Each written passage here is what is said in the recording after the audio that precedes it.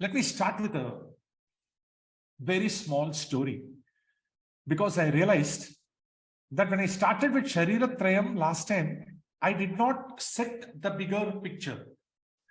The bigger picture has to be set only then when we go through certain elements, it will be clear in our head, right?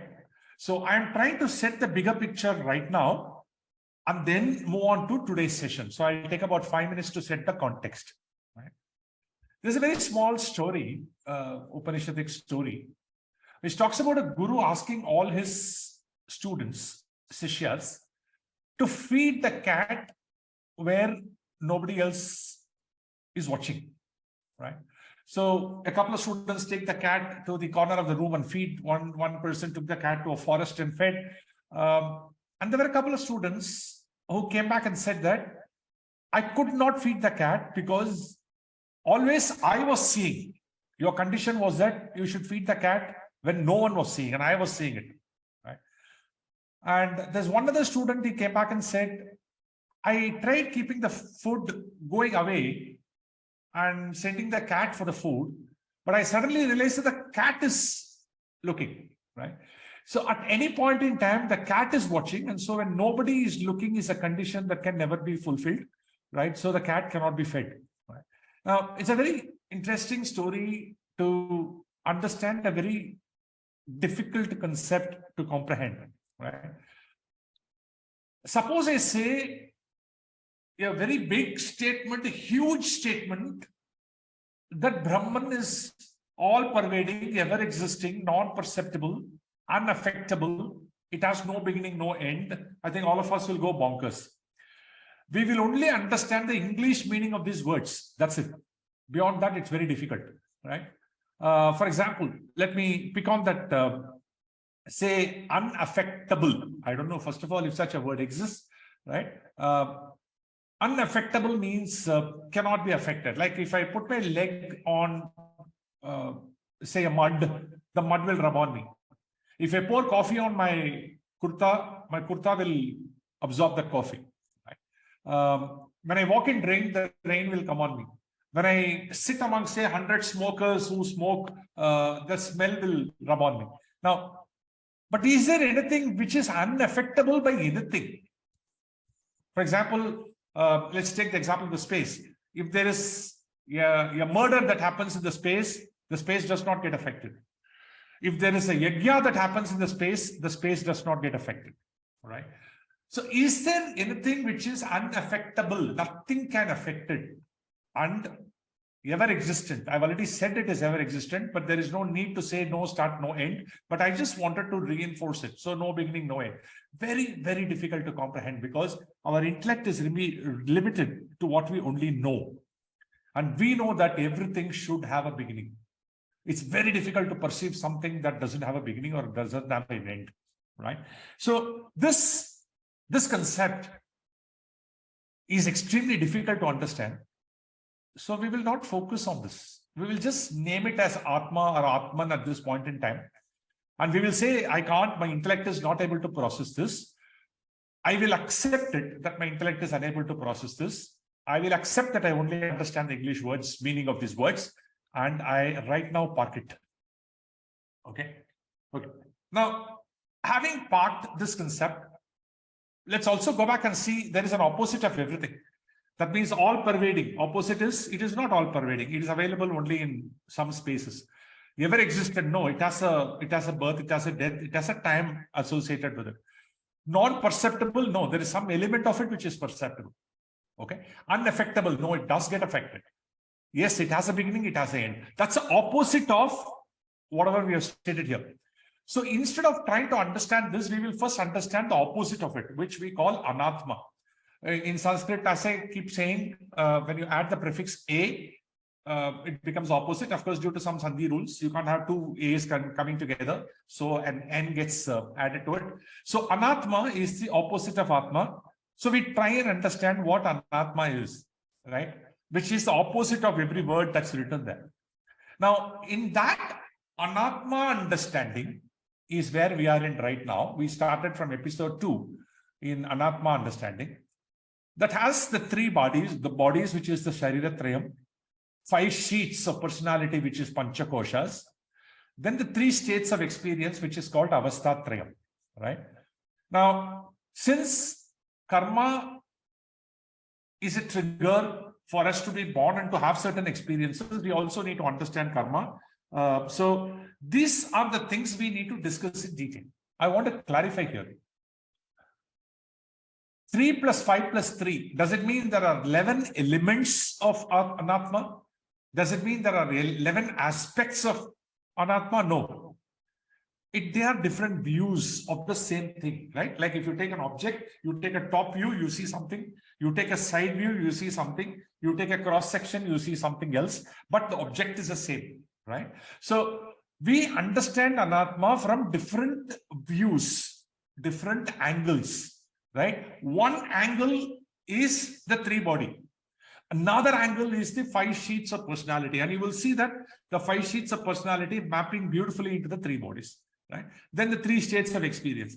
So if somebody asks you, okay, right now in your season 2 journey, what are you learning? If somebody asks you, you must be able to clearly say, right now we are exploring anatma. That's it. That's what we are on the journey now. Right now, we are on a journey to explore and understand anatma. That's it, right? We want to be very clear that we are on this part or this rung of the ladder at this point in time, right? Now, obviously, atma and anatma put together is what we usually refer to as self, right? So when you say Upanishads talk about understanding self, now, we need to understand the Atma part of it and the Anatma part of it. It's always a combination. And the Atma part of it is a little difficult to perceive because it's beyond intellect, right? And the very concept of what is beyond intellect itself is to be first understood, right? In fact, I remember a beautiful answer by Osho. One of the satsangs, a student asks him, how do you transcend intellect? How do you transcend intellect? Osho gives a very simple response. Use it well, right? It's a very beautiful response, right? So only when you use the intellect well will we realize that I think there is a way to go over that, right? So we are right now using our intellect, using objectivity, using logic to understand certain things. It has its limitations because there are certain things which are beyond intellect, but to understand that, we have to understand all this well. So this is a journey. Anybody should be able to give the same answer. Right now, we are understanding Vedanta, but in Vedanta, right now, we are exploring and understanding Anatma, right? Okay. Now, Karma Trayam, that is karma. Right now, we'll come to the 3 parts a little later. 3 bodies, Sharira Trayam, 5 sheets of personality, Kosha Panchakam, 3 states of experience, Avastha Trayam. All these 3 must be understood at 3 levels of depth. All these 3 must be understood at 3 levels of depth, right? Which means this gives us 12 subdomains to cover. Okay? Karma, depth 1, depth 2, depth 3. 3 bodies, depth 1, depth 2, depth 3, and so on, right? So these are the 12 subdomains we need to understand, putting them all together, right? Okay. This is the big picture. Now, till this 12 is covered, we will not move to the next topic. Okay. What did we do last time? Which is episode 2. We just covered depth 1 of Karma Trayam and 3 bodies. That's all we did. For example, did we discuss about Prarabdha Karma, Sanchita Karma, etc.? No, it comes at a different level of depth and we will cover it. We will definitely cover it, right? 3 bodies. Did we cover everything? No, we did not. For example, what's the lifespan of a body? Stula Sharira, how long does it survive? Sukshma Sharira, how long does it survive? Karana Sharira, how long does it survive? Now, I understood that the bigger picture I did not present to you. That is why questions like Chiranjeevi, Anuman is always there. Many of these questions came about because they are very logical questions coming from a structure which is missing. And that structure which is missing, I am accountable because I did not present the structure to you. I'm just presenting it to you now, right? So which means to cover these 12 subdomains, I require multiple episodes, right? Last episode, we covered section 1 and 2. This episode, we will cover a few. Next few episodes, we'll cover, totally, we'll cover all the 12.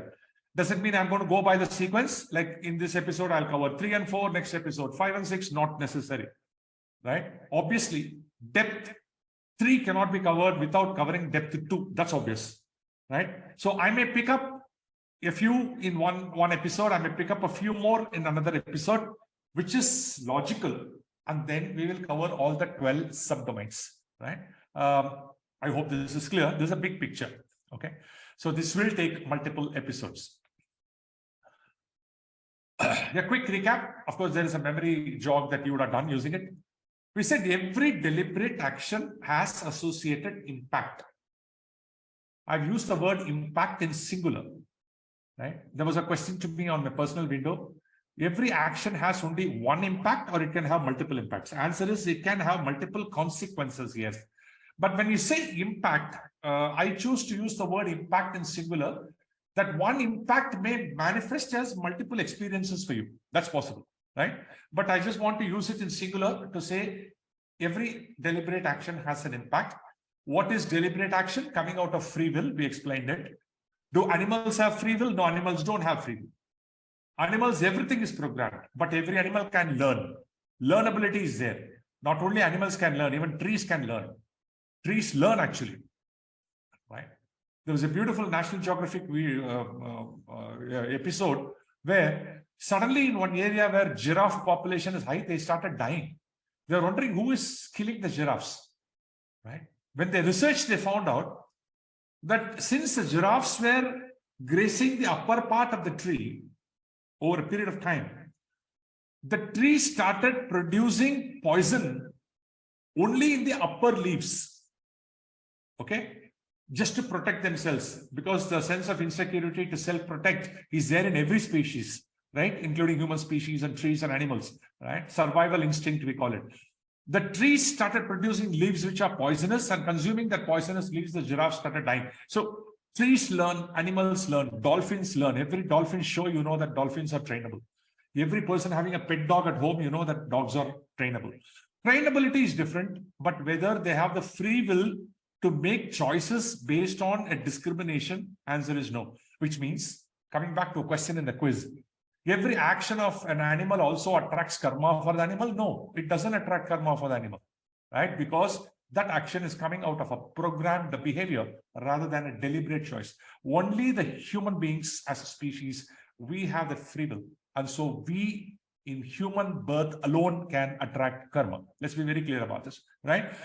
These gaps emanated because I didn't present the larger picture, right? We said Stula Sharira, Sukshma Sharira, and Karana Sharira, one view of Anatma, we will analyze from 6 different variables or 6 different parameters. We only saw the constituent and the material. That's all. We did not see 3, 4, 5, and 6 so far. This is coming at a different level of depth. Okay. Depth 2 and depth 3 will cover all the rest of it in Shariratrayam. Okay. So what did we see as constituents, which is point 1? We saw that Stula Sharira has got head, face, body, hands, legs. We call it Golaka.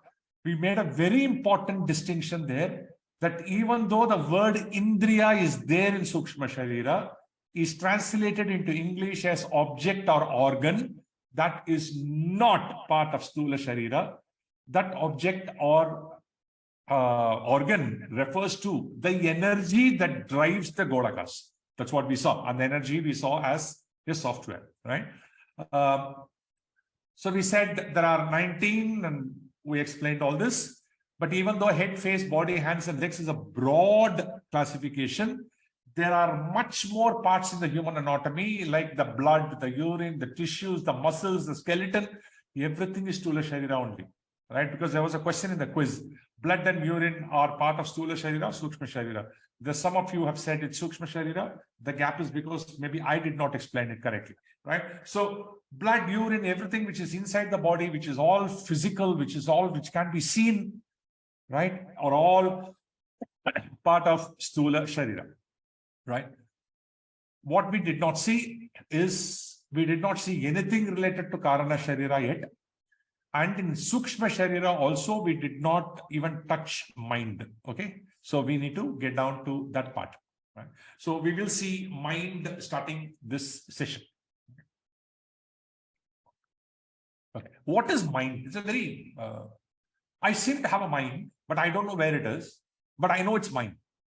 Okay. A very uncomfortable feeling because we are moving away from stula, which is gross, to something which is subtle. And the moment you say subtle, it's a little unnerving because I don't have a grip on it, right?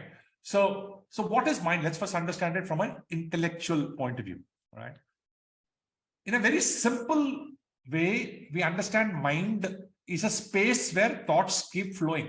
So imagine the mind as a space where thoughts keep flowing. That's it, right? It's like a table, okay? Something is a fixed table, it just keeps moving, right? Now,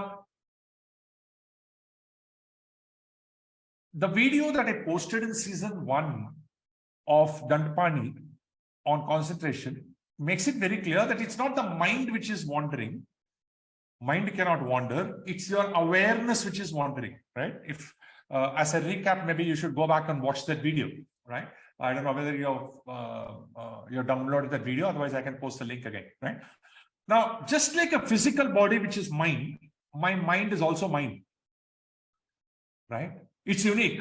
Like you cannot think through my mind. You can understand what's running in my mind, possibly. But you cannot think through my mind. Not possible, right? For example, you cannot meditate for me. Not possible. When you meditate, it helps you, right? You cannot meditate through my mind. You cannot meditate for me. Of course, you can pray for me. Poor fellow, let me pray for this guy, right? But meditate you can't do for me. Similarly, you can't do walking with my legs. Not possible. When you go for walking, you become fit. Walking cannot be delegated to somebody else. Like go for a walk for 1 hour on my behalf and come back. No, we cannot say that, right? So just the same way as body is mine and mine only, mind is also mine and mine only. But the only thing is you don't know the physical location where it is because it is not stula, it is sukshma. Right? But just understand mind is just a space where thoughts keep flowing. Okay. What pumps thoughts into that space called mind? How does the thoughts, what's the origin of thoughts? Where does the thoughts come from?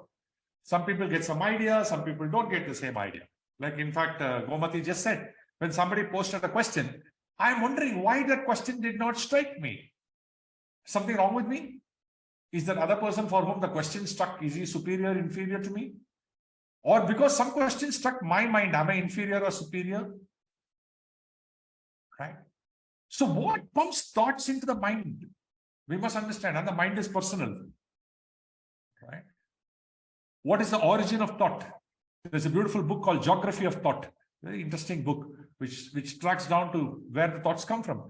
But those are concepts which are relatively less deep as compared to what our scriptures talk about in terms of mind. Right? So look at mind is just a space where thoughts keep flowing. That's it. Nothing else. Okay. What pumps thoughts into this space? The first one is called manas. This is not same as mana. Mana itself is mind, but this is called manas.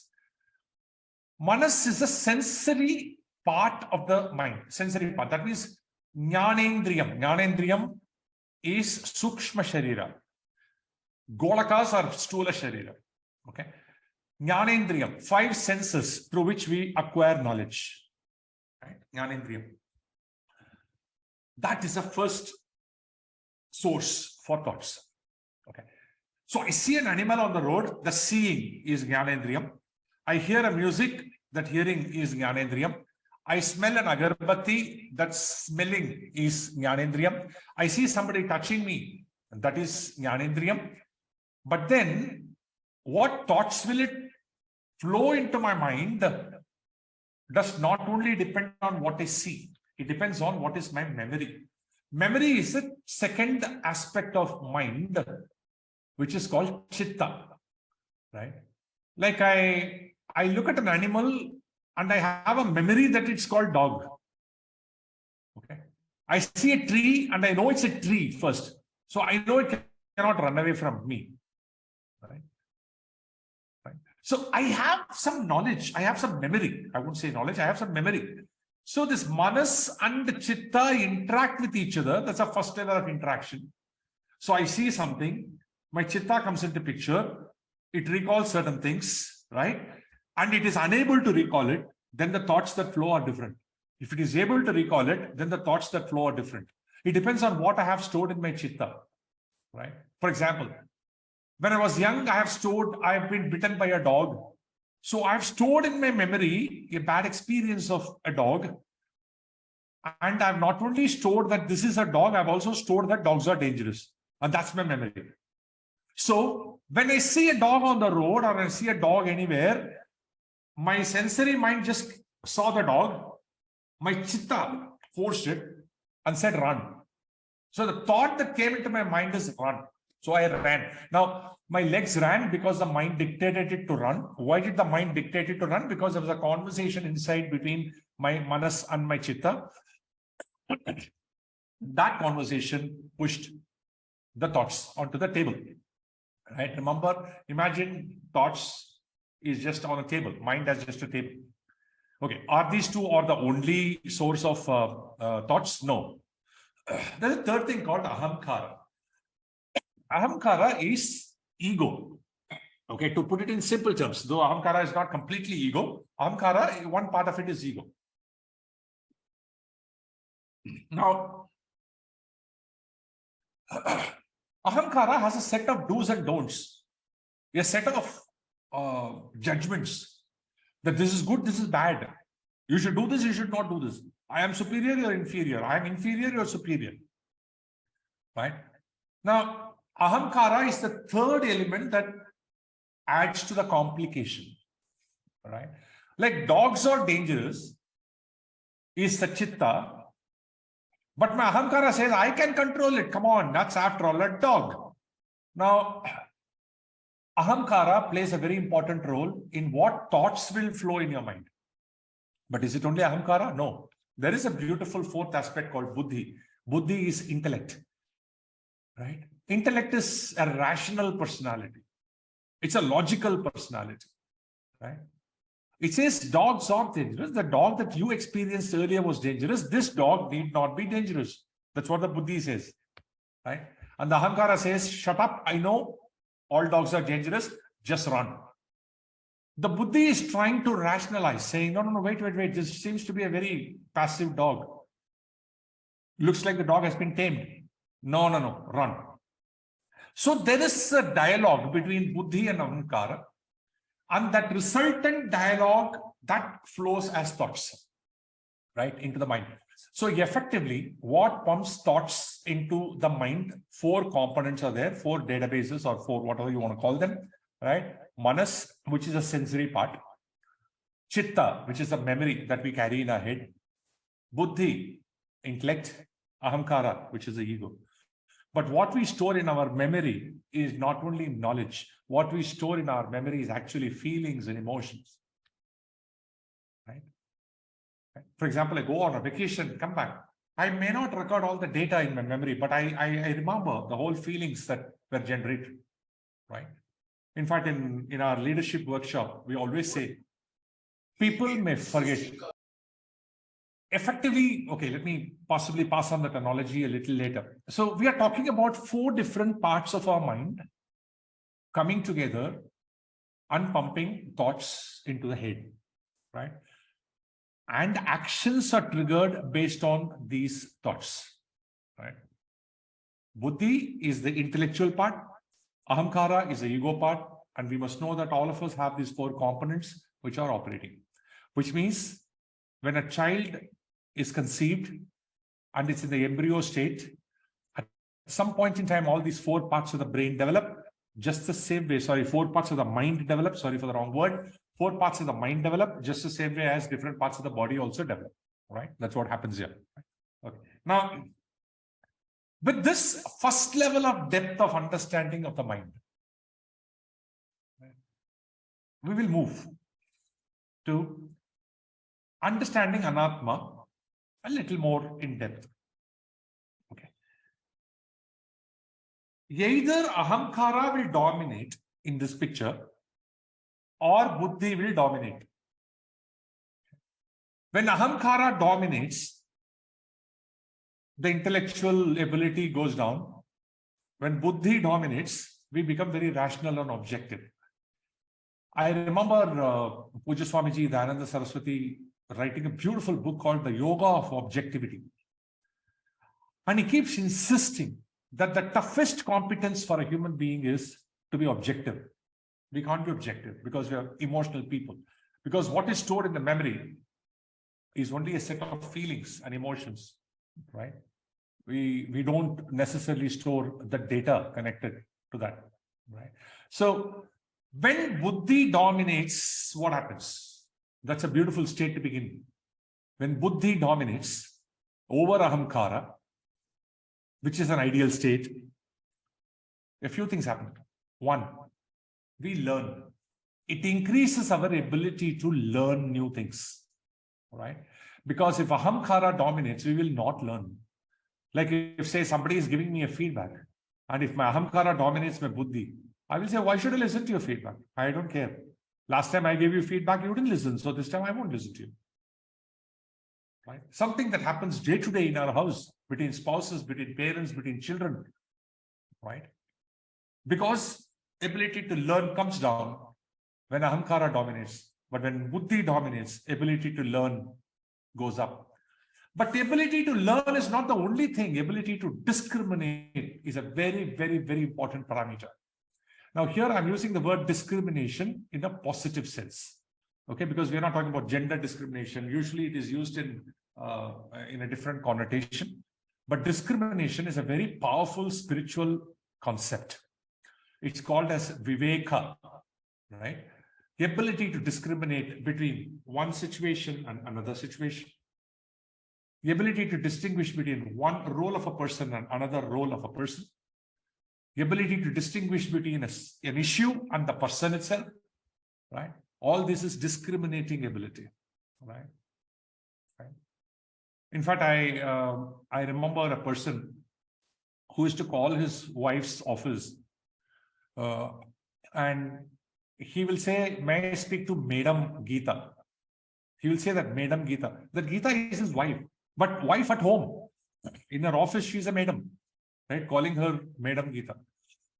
In front of her colleagues, he always used to address her with great respect because he could differentiate between the two roles. I have seen this problem. I have an issue with one person on a particular context. And both the people go into another meeting where we are discussing a different concept. No. That first difference which I had in one context will automatically get rubbed on to another context. The reason it is getting rubbed on to another context is because there the ahamkara is dominating and not the buddhi, right? I've seen this in board of directors in some companies where husband and a wife are part of board of directors. Both are directors on the same company. On a strategic matter, they both have a huge disagreement. Okay, huge. And the meeting ends without a resolution. And they come home. When they come home, they're husband and a wife. Can they differentiate that role? Where the different role? No, it is very difficult. Because what starts to dominate is ahamkara. We have to train our buddhi to dominate. And the moment we train that, then we can easily distinguish between the two and say this is different and that's different, right? So when buddhi dominates, we get ability to learn, we get ability to discriminate. Animals have an ability to learn. Animals, because they don't have a free will, that discrimination part is not there, right? And that's why they cannot attract karma. When these two happens, what emanates is a different context. We are able to make right choices, right? Without a bias in the mind, right? Pujya Swamiji used to say, the best prayer you can ever do is, please pray to the cosmos for giving you discrimination. Because if you have discrimination, you will make right choices. And when you make right choices, the results will be right. Right? So very important aspect is buddhi. We need to ensure that that dominates over our ahamkara. Right? In fact, I've found many people finding it difficult to even take a feedback. Because you point one mistake at them, they will point 5 mistakes at you back. Or they will remember that you pointed a mistake. And at some point in time, in a similar context, if you make the same mistake, they'll point it out. Right? Because only when they point it out, the score is settled. Till then, the score is not settled. Right? Now, this is a constant conflict which is happening in the mind. Right? Now, we need to move to a different view of Anatma. Okay. We saw Shariratrayam, we saw Stula Sharira, we saw Sukshma Sharira. We covered the first depth of the mind. We have not covered depth 2 and depth 3 of the mind yet. We have only covered the first depth of the mind. Right? We will now see a different view of the same Sukshma Sharira and Stula Sharira, right, from the sheets of a personality, okay, which is Kosha Panchak. But first, let me tell you a beautiful story of Taittiriya Upanishad. In fact, among all the Upanishads, it's an amazing Upanishad. Okay, it's one of my favorites. Now, there is this sage called Bhrigu, and his guru, Varuna, right? Those days, father was the guru, right? So, parent, guru. So, he comes and asks his father, tell me the secret of Brahman. Right? His father says, why don't you meditate, do tapas, and realize what Brahman is? And giving an answer won't help. You have to realize it. Okay. So, he goes, he does tapas, comes back and tells his father, Annam Brahme Divyajanat. He says, everything is born out of food and becomes food at the end of it. Right? So the physical sheath is the view. Right?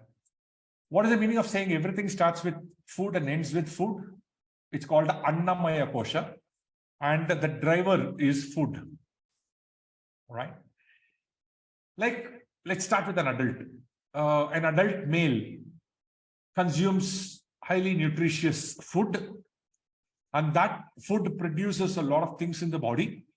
One of the things it produces is the reproductive fluid, which is sperm. Similarly, the mother eats very healthy food, produces the reproductive fluid for the mother. Then a baby is conceived. Right? For the 9 months when the baby is inside the womb of the mother as a fetus, the food consumed by the mother is consumed by the baby, and the baby grows. And the baby comes out. Then it starts consuming its own food. Now it is disconnected from the mother. So mother's food is not the focus. It eats its own food, and then the body grows. Right? When we age, the same food becomes poison. Okay, like I ate sweet, I ate carbohydrate, I picked up energy, but as I grow older, my hunger levels are down, diabetic, I can't eat the sweet. Right? And finally, when death happens, either the body is burnt or buried or whatever be the practice, the Stula Sharira components goes back to the earth. Right? It's absorbed by the earth. Or if you take the ashes and say immerse it in Ganges or an ocean, the river water consumes it. The Ganges water consumes it.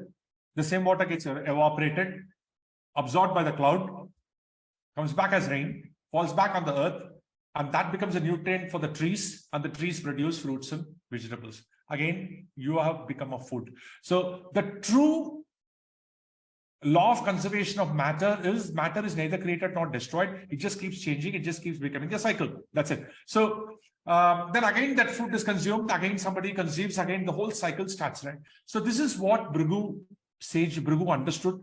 And he said, Brahman is food, right? Physical sheath. The father says the same thing. Do tapas and come back, right? So he meditates again and then realizes a very interesting truth, that even a dead body has got the physical component. The Stula Sharira is there, but there is no energy there. There is no prana there. So he realizes that Brahman is prana. That is what we discussed last time. Prana is a combination of 5 gases: prana, apana, vyana, udana, samana. Right? So that's a second sheath of a human being, which is in the Pranamaya Kosha, that is, which is also, we are now moving to Sukshma Sharira, right? And without prana, nothing is existing. So he said that breath is Brahman. So that's a second level of realization. Breath is Brahman. Because if you don't have prana, if you don't have proper energy layer in your system, it won't work. Right? Every time he comes back and tells his father, right? Punareva Varunam Pitaram Pasasara. It's a very beautiful, description which is given in Taittiriya Upanishad. The father does not give the answer. He refuses to give the answer. He says, if I give you the answer, only your information will be increased. Your realization won't be increased. Information should become knowledge. Knowledge should become realization. That path has to happen only through you. So you go back, do tapas, realize and come back. Right? Then he realizes that there are people, if they just have prana, they keep breathing, they keep consuming food, but there's no life. Okay. Right. What will trees do in the absence of animals? What will animals do in the absence of men? What will men do? When I say human being will do, right? So he realized that the third sheath which is covering is Manomaya Kosha, which is called the mind sheath, right? Human beings are fundamentally emotional people who are capable of thinking. That's all. We are not fundamentally intellectual people who are capable of emoting. No, fundamentally emotional people capable of thinking, right? So the mind sheath is all about emotions, feelings, strong emotions, deep emotions, weak emotions, right? We get very emotional about an issue, and that feeds into ahamkara. And without all this, merely breathing and surviving is of no use, right? In fact, in one of the satsangs, Pujya Swami Paramarthananda said very nicely. Somebody came and said that by doing pranayama 10 hours a day for 20 years, I've increased my lifespan by five years. He said, but you have lost 20 years, right? Because you didn't do anything else other than pranayama, nothing else. You just sat there and did pranayama and increased your life by 5 years. For what? Right? You haven't enjoyed your life. So effectively, the whole concept of emotions, feelings, connecting, right? Learning, to learn also we need emotions, right? Because willingness to learn is different from ability to learn, right? So everything is mind. So he comes back and tells his father Varuna, Manom Brimme Tivyajana. The second time he said Prano Brimme Tivyajana. Third time he said Mano Brimme Tivyajana. Father again sends him back saying, please meditate and come back. Then he realized that it's not just about emotions, because if only emotions are there, then there'll be no learning in a human being. Right? So he realized that the fourth layer is intellect sheath. That's where the buddhi comes into picture. The buddhi need to dominate the emotions, intellectual ability, right? So this is where knowledge comes into picture. Now, why knowledge is said here? Because only when I have a knowledge of something, right, I will have an experience of something, right? I will have a desire in the first place. Where does desire emanate from? Desire emanates in the mind. Which is in which kosha? Which is in mind kosha. That is Manomaya Kosha. Manomaya Kosha triggers a desire. Okay. What is triggering that desire? Because I have knowledge of it. For example, I desire to go and see Niagara Falls. I have that desire. Why? Because I know about Niagara Falls. If I don't know about Niagara Falls, that desire won't come. Right? And desire can't come. Any desire which is hitting our mind is coming from some knowledge. Right? And if we don't have that knowledge, desires won't come. Right?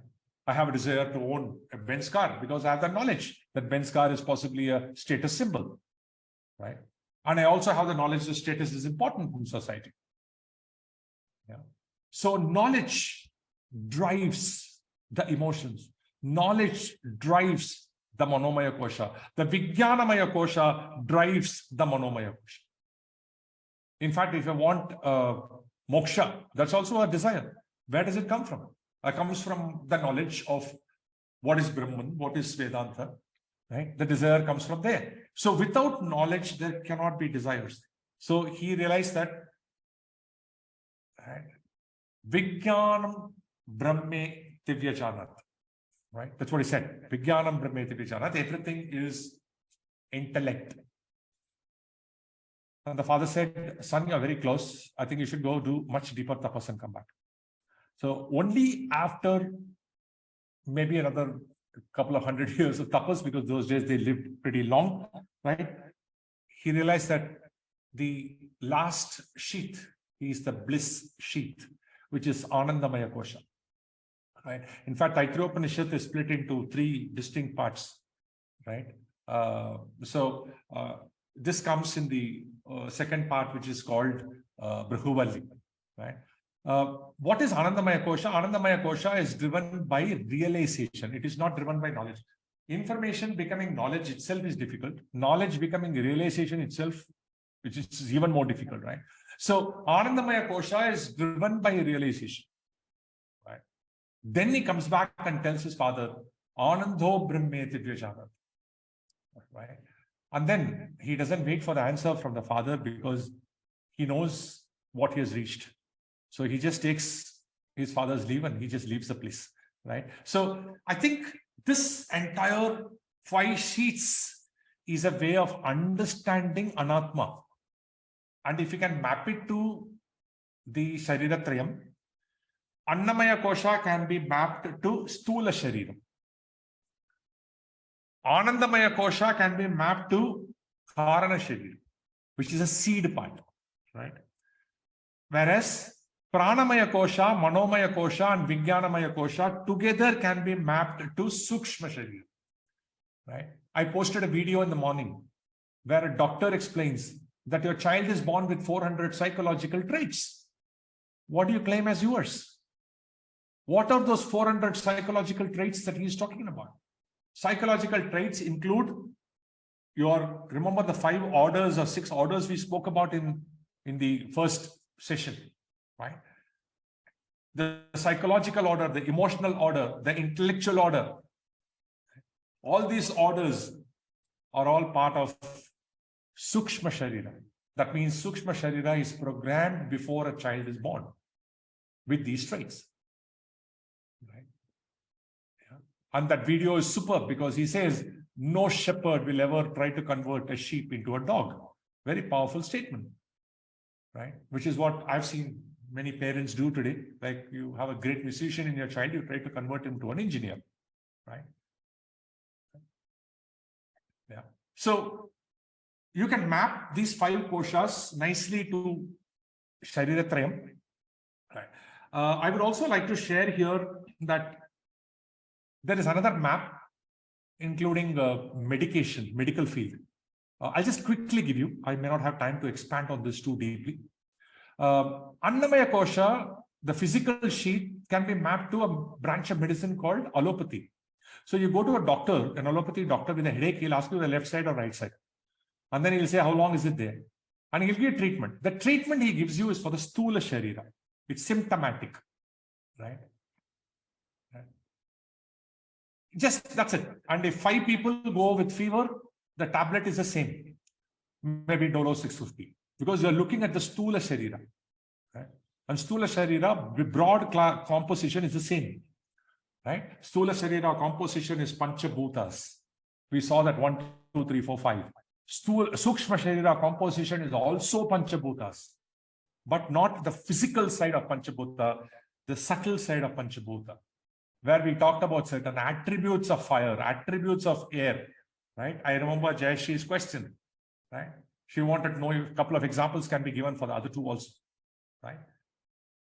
Right.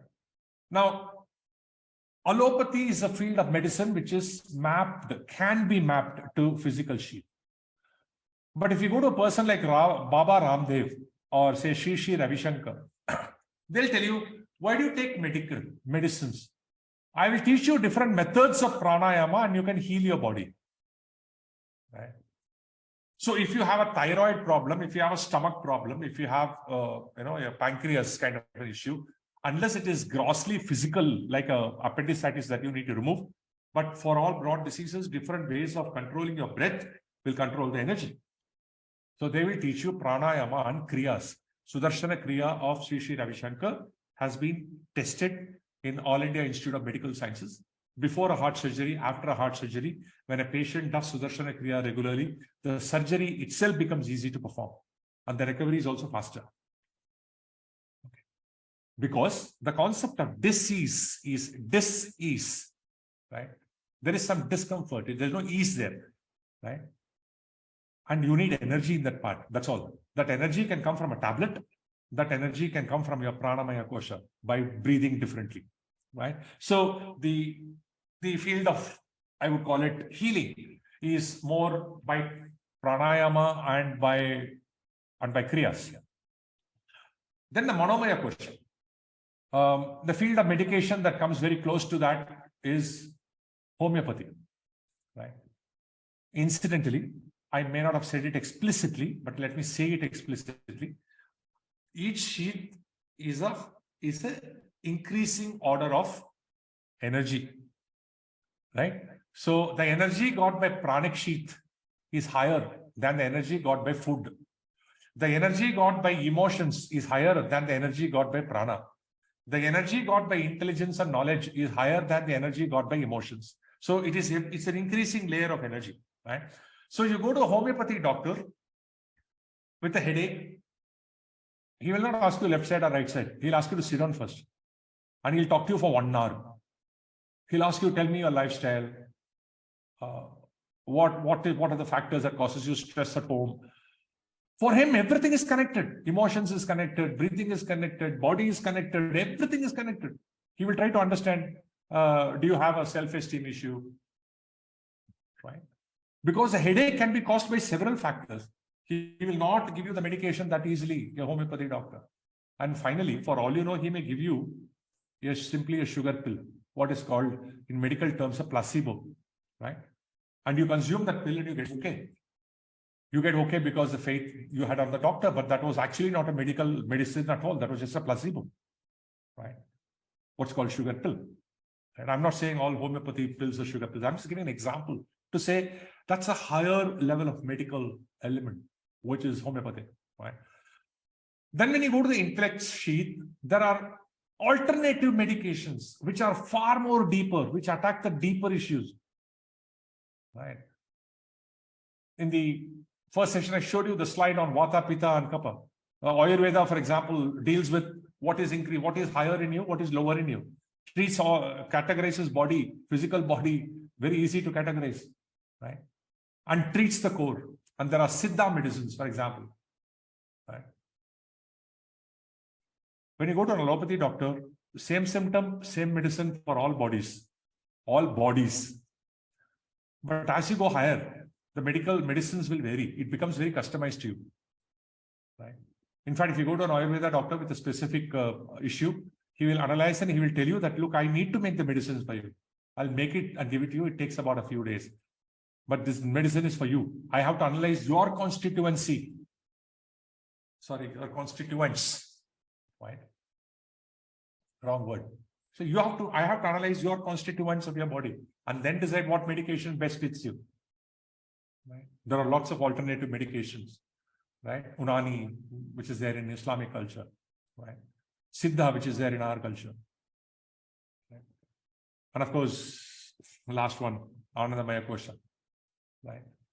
Anandamaya Kosha, the first 4 layers, physical, pranic, mind, and intellect. Annamaya, Pranamaya, Manomaya, and Vijnanamaya. It is medication. But when you go to Anandamaya, it is meditation. Only one alphabet changes. C becomes T. That's it. Right? So everything you control by your mind. That's it. Sages like Kanchi, Mahaperiva, we call him, lived as recently, right? In fact, there was a surgery to be done to him. An anesthesia person came to give an anesthesia. He asked, what is it? No, it's anesthesia, so that it's a very painful surgery I'm going to do. He says, no, I don't need anesthesia. You just give me 10 minutes. So he closed his eyes, stayed for 10 minutes, and then told the doctor, perform the operation. His body was cut. The whole surgery was done. He didn't experience any pain. He just didn't wake up from his nidra. Right? Now, Anandamaya Kosha. Anandamaya Kosha is a very, very highest form of energy. Right? In fact, there is a beautiful concept you need to understand. When we receive energy from a higher source, the energy from lower source is not required. Okay. You remember Geeta Kaushik's question. Right? In a samadhi state, how is people staying for such a long time without eating food and water? Right? I had replied to her saying that some part of it might become clear, may not be fully, because I'm just introducing Panchakoshas to you. Right? Because I'm keeping track of every one of your questions where I have postponed by saying that, look, please wait, give me a couple of sessions, please. It will get covered. Right? Because I don't want to give a quick and dirty answer and just satisfy you. No. Right? So Anandamaya question. Right? We have lots of examples of, say, Jesus Christ. A man with his cut hand was walking and he just touched him, the whole hand got healed completely. Physically cut hand became healed in no time. We have Reiki. Right? I know there are participants in this group itself. There are learners who are Reiki masters. Right? At Anandamaya Kosha, the healing is instantaneous. Right? Everything gets fixed in no time. But to reach that level is going to be tough. Higher level of energy, if you receive, lower level of energy is not required. Simple example, children playing. When children are playing, they are into emotional Manomaya Kosha. They are joyful, they are thrilled, they're delighted. When Manomaya Kosha is giving them energy, how will they feel hungry? Which is a physical sheath issue. An ignorant mother or a father would keep telling the children, stop your play, come eat and go. Stop your play, come eat and go. No, food is not required for them because they're already deriving energy from somewhere else. Leave them alone. Whereas your intelligent mother will keep the food ready, will not call the children. And the children will stop the play. When they stop the play, the energy they derive from Manomaya Kosha has stopped. Automatically, they will fall down to Annamaya Kosha and they will come back and tell the mother, Amma, what is there for lunch? You give them food that time. Right? For example, I've seen people who are very passionate about something. They practice for 8 hours and they don't feel hungry. R&D scientists, when they are into research, they are into Vijnanamaya Kosha. They are doing a very important research, complete intellectual stimulation. They don't feel hungry. They don't feel thirsty. Because they are deriving energy from a higher source. Why a lower source energy is required? That's one of the reasons. People who go through Samadhi, and there are many instances, as recently as 5 years back and 6 years back, people have experimented and they have figured out in places like Haridwar. There are people who have lived for 20 years and 30 years underground in Samadhi state, and they have come up and they have not eaten anything, they have not drunk anything because they're deriving energy from Anandamaya Kosha. So when you know you can derive energy from a higher source, energy from a lower source is not required. Right? Fine. So this is another view of Anatma. Why do we call it Anatma? Because all these keep changing. Manomaya Kosha keeps changing. Our emotions keep changing. Our moods keep changing. Right? It's Anatma. And every joy has got a start, has got an end. There is law of diminishing marginal utility in economics, we say. The first laddu I eat, I am thrilled. Second laddu, I'm okay. Third laddu, after fifth laddu, I hate laddu. I can't eat it. I start puking. Because the like or the love for laddu is time bound. Right? And if it is time bound, it is anatma. Right? I like someone, I don't like the same person 5 years later. So likes and dislikes, raga dveshas, anatma. So we are now on an exploration to understand what all are anatma. First, let's understand that. Then automatically we will come to the atma side, the atman and brahman. Right? This is just a process that I'm taking. taking you through. Right? So when you know how to operate from an Anandamaya kosha, you don't need energy from the rest of the sources. Like you don't need a social interaction to feel joyous. You're already joyful. Why do we do social interactions? Why do we attend weddings? To laugh, to be appreciated. We wear the best of dresses and go. And we want somebody to see that dress and ask you, is it new? Then we feel thrilled. Yeah, it's new. I bought this only for this wedding. So we all want to be appreciated. We all want to be recognized. We go for social gatherings. But those are energies, right? Happiness is an energy. Joy is an energy. But at Anandamaya Kosha, your Swarupa is Ananda. Right? Anando Brahme Divya Jana. Right? That's the Anandamaya Kosha. And if you learn to operate through that, I think it's fine. Right now, this entire journey is leading you towards Vijnanamaya Kosha. We are trying to stimulate our intellect. We are trying to build knowledge, convert information into knowledge. But converting knowledge to realization is completely left in each person's hands through sadhana. There is no other second route. There's only one route, which is sadhana. Right? Now, this is the last concept before I open the floor. Let me also introduce you to the first level of depth of, by the way, that was the first level of depth of Kosha Panchakam. We have two more levels of depth to understand that. Right? Let me introduce you to the first level of depth of Avastatrayam. That means the states of experience. But Avastatrayam is not an element or an attribute of Anatma. It is another view of Anatma. That's all. Which means it can be mapped to Panchakoshas. It can be mapped to Shariratrayam. Once you understand this, right? You can easily make a map. And it's the same thing, right? Okay. The first thing is state of mind. Your state of mind can be full of thoughts or it can be no thoughts. Right? Remember the mind definition? Mind is a space where thoughts keep flowing. Right? No thoughts means nothing is flowing there. That's it. Right? More thoughts means it's full of thoughts. Questions, triggers, experiences keep flooding your mind. Right? Then there's something called identity consciousness. Identity. We all carry a lot of identity about ourselves. Right? A lot of identity we carry. Like I am tall, I'm short, right? I'm rich, I'm poor, I'm intelligent, I'm smart, I'm handsome, I'm beautiful, I'm gorgeous. Right? Right? I'm superior, I'm inferior. You're superior, you're inferior. We carry a lot of identity about ourselves. Now, how conscious you are about such identities and how unconscious you are about such identity. Right? Now, let's draw a small matrix to this.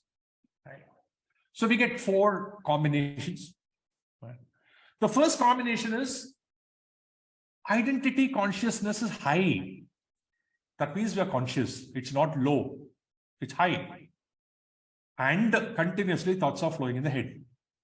This is what we call as awakened state of experience. Right now, I'm assuming that each of us in this room is in this state. Okay, right? It's just an assumption. Now, this is also in Sanskrit called as Jagrat state. Jagrat, extended vowel. Okay. In awakened state, what happens is you're completely aware of your identity. So if a junior member is there in the office in the meeting with you, and if a junior member is giving an idea, you are fully aware that he is junior. And if his idea is better than yours, and if your ahamkara is dominant, you will tell him you're too young to talk about this. I think you should not be in the meeting because I use my power there. Right? Right. Identity consciousness high and continuous flow of thoughts, which is an awakened state.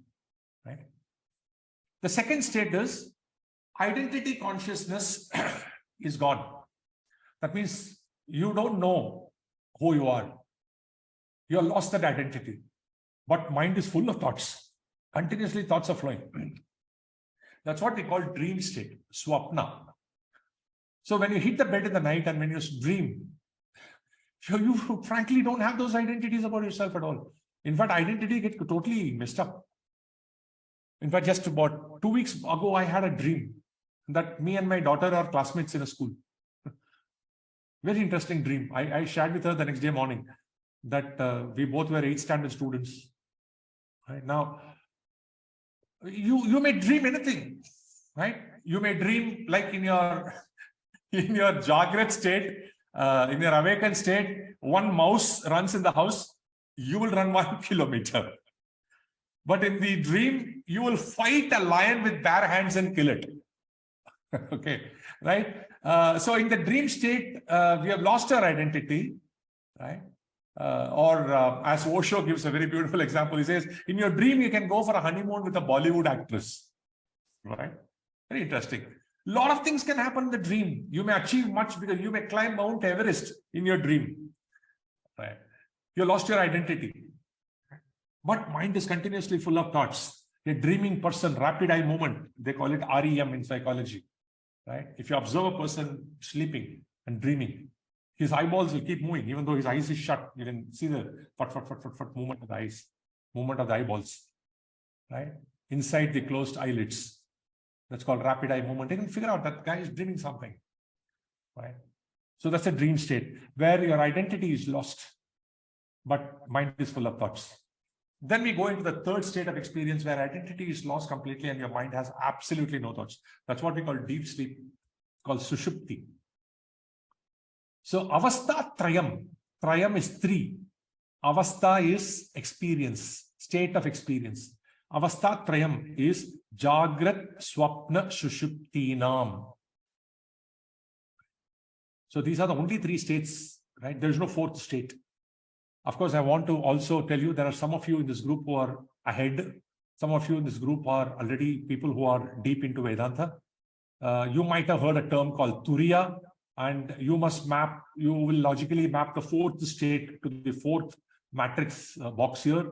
No, Turiya is not a state. I just want to clarify this for people who are a little ahead. According to Upanishads, very clearly, Turiya is not a state of experience. State of experience is only Trayam, which is avastha trayam. There are only 3. Turiya is a completely different concept. We'll come to it in maybe some other season, right? May not be here, right? So deep sleep. In deep sleep, you have absolutely no identity and you have no thoughts in your mind. In fact, in deep sleep, you're supposed to be resolved into your karana sharira. You have become a seed again, right?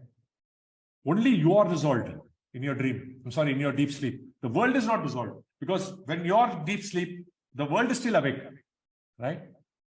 When will everything get dissolved? When everything gets resolved, we'll see that. But that's at a macro level. At a micro level, we are discussing one Atman, which is you, which is me, one person, right? Now, what happens when we hit the bed and sleep? We keep moving from awakened state to dream state to awakened state, right? I am having a beautiful dream in my mind. Suddenly, the cat goes and drops something. I hear the noise and I wake up. I want to continue the dream. I close my eyes and desperately want the same dream to come. No, a completely different dream will come. We have no control on what the dreams will be. Similarly, we have no control when we will sleep, deep sleep, when we will get into swapna, when we will get into awakened state. We have no control. It just happens. And when a dreaming person is there, for him, everything is real. The dream is real. He's going through that. But the moment you become awake, the whole dream is Maya. It just doesn't exist. For a dreaming person, it is real. For a Jagrat person, it is not real. Right? Similarly, what is real for a Jagrat person, right, may be unreal for a Sushupti person. Because when you're in Sushupti, nothing matters. No emotions, nothing, no remembrance. Chitta is 0. Right? But in deep sleep, you get woken up. There's an alarm bell, right? Or somebody wakes you up. And that's it. Then we are back to Jagrat. And the moment we are back to Jagrat, we are out of our seed form or out of our Karana Sharira, back to our Sukshma Sharira gets triggered. All parameters are reset. It's like rebooting your operating system. And that's it. Your Windows domain is on. Right? Right. This is a process that keeps happening. Right? For example, there are people who are shifting between awakened state and dream state. That's what we call it deep daydreaming. Right? They are sitting in a meeting and they are discussing about a picnic. And this guy has already gone into the picnic. They have not even started. Right? Or the CEO is presenting something. And this guy wants to become the CEO. So he's already visualizing that he's standing there and he's making the presentation. But he's fully awake. Remember that. So there is an overlap between awakened state and dream state. We call it daydreaming. But whereas when there is a continuous movement between dream and deep sleep, which is what happens to many of us, we normally call it disturbed sleep. We say I had a very disturbed sleep. Right? Yeah. Sleep is a great philosophical way to understand what happens, philosophical way to understand what Maya is. Because the moment we become awake, the dream became Maya. Similarly, the moment we realize something else, the whole world, awakened state itself will become Maya. But for us, for that, knowledge alone is not enough. We need to get into an experiential state. Right? Knowledge is absolutely useless if we don't pass it to an experience state. The last one, where identity consciousness is high, but our mind does not have thoughts. Can that state be there? Right? Where without losing our identity consciousness, can I empty my mind? Yeah, it's a huge subject to be discussed. We will cover it in a different episode. Right now, let it stay as a black box. Okay, because I don't want to get into this black box at this point in time. We will cover it in the next stage. All right. Now, so when you talk about impact of actions, right, what we call karma phalam, right? You do an action, deliberate action, you get a fruit for it, karma phalam, right? The impact is either visible or invisible, right? The impact is still there, but impact will happen much later. It will manifest later, right? Visible impact can be pleasurable or painful. Invisible impact can be pleasurable or painful. It can have any combination of this. For example, if I do an act which is a non-integrity act and nobody caught me, if I rob a bank, for example, the visible impact is pleasurable because I got some money. Right?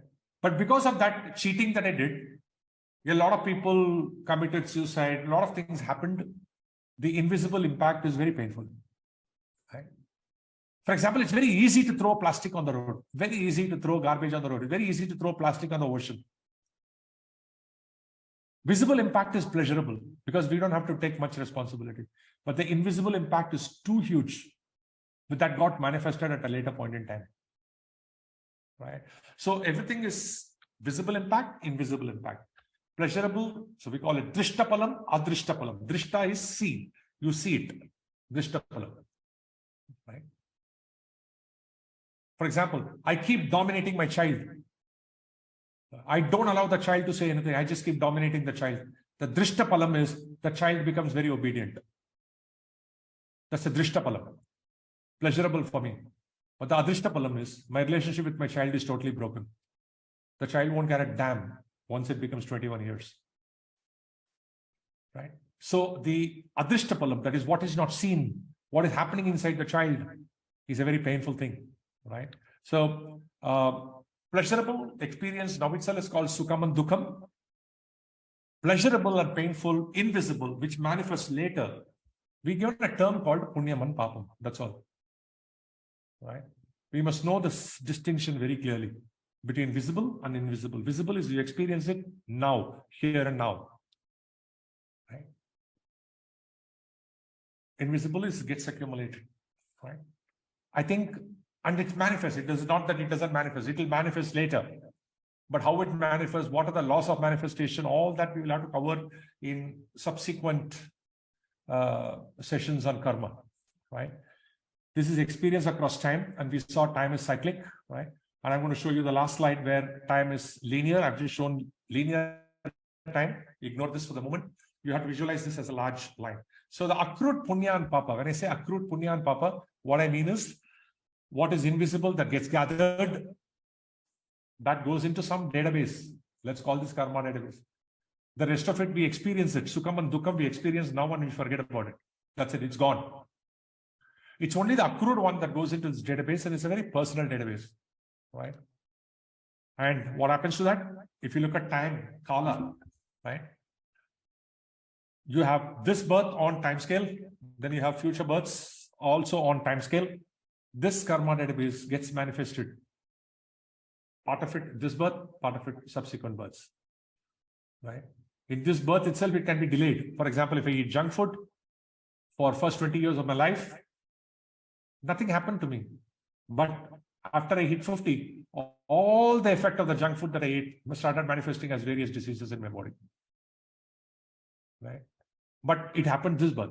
But there are certain things in the time continuum, right? Suppose if I do the same mistakes between after 60, it has to manifest at some point in time. But there is no, we died before that, right?